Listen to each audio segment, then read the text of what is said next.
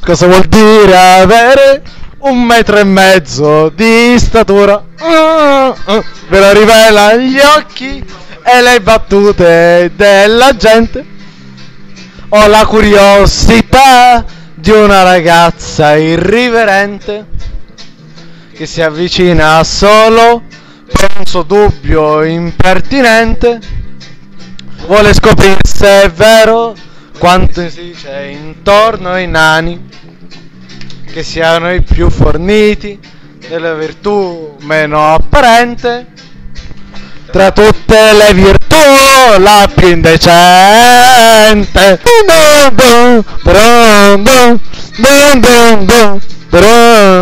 Passano gli anni, i mesi e se li conti anche i minuti. Di trovarsi adulti senza essere cresciuti. La maldicenza insiste, batte la lingua sul tamburo, fino a dire che un nano è una carogna di sicuro, perché il cuore è troppo vicino al buco del culo.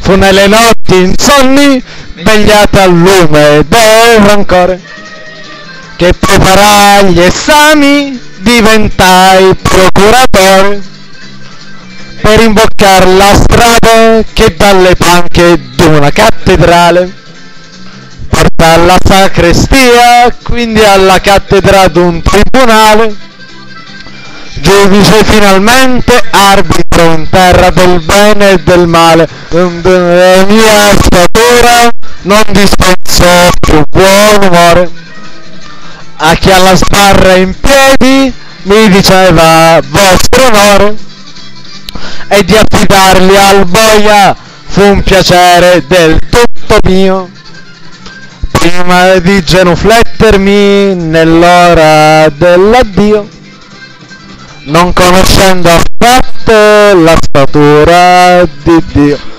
Dun dun dun dun, dun dun dun dun dun dun dun.